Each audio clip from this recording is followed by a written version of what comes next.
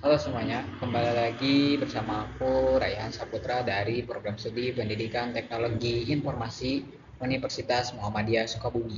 Kali ini kita akan belajar tentang kesalahan utama memulai bisnis di dunia maya atau e-commerce. Langsung saja kita mulai. Berbisnis di dunia maya atau e-commerce memiliki tantangan dan dinamika yang berbeda dari bisnis konvensional. Dalam buku Net Ready karya Armin Hartman, terdapat 7 kesalahan mendasar yang sering dilakukan oleh para pelaku bisnis e-commerce yang dapat menyebabkan kegagalan bisnis mereka. Berikut ini adalah penjelasan lebih rinci mengenai kesalahan-kesalahan tersebut. Kesalahan pertama yaitu sindrom build out trips. Ialah kesalahan umum yang sering terjadi di perusahaan e-commerce.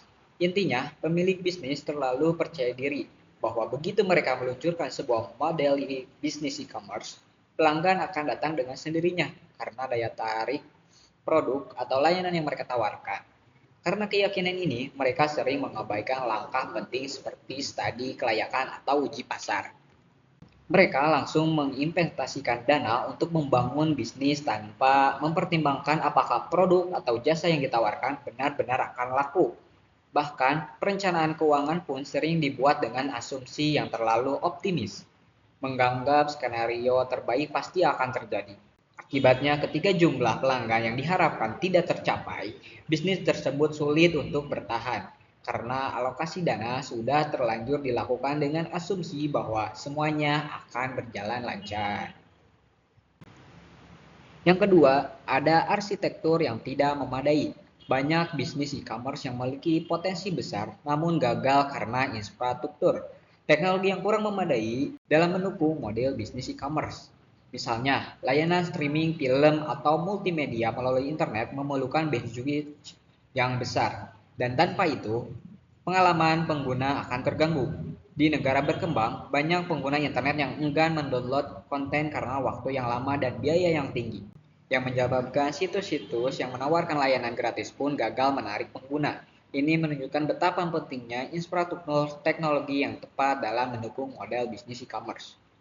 Yang ketiga, putting lipstick on a bulldog. Fokus berlebihan pada tampilan depan situs atau yang bisa disebut front office.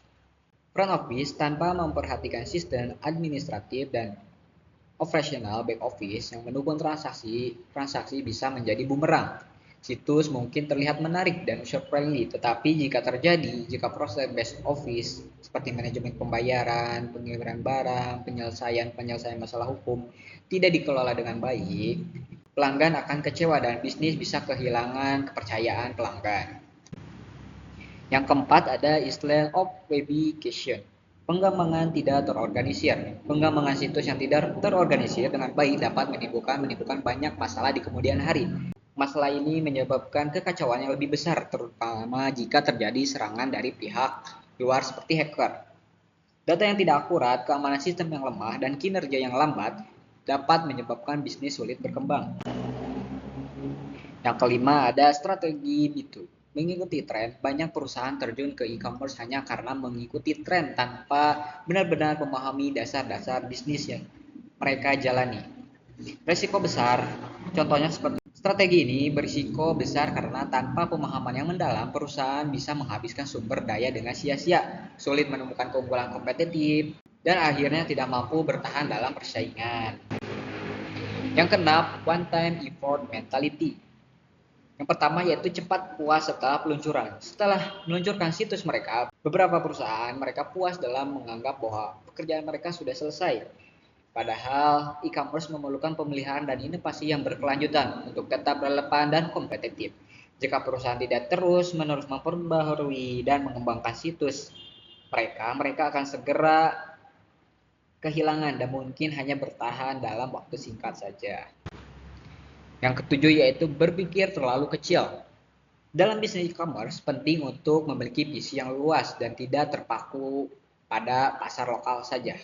Berpikir terlalu sempit dapat membatasi potensi pertumbuhan bisnis dan membuat perusahaan mudah dikalahkan oleh pesaing yang lebih besar. Di dunia maya, sebuah perusahaan tidak perlu memiliki aset besar untuk menjadi sukses. Yang lebih penting adalah kemampuan untuk berinovasi dengan memenuhi kebutuhan pasar global yang terus berkembang.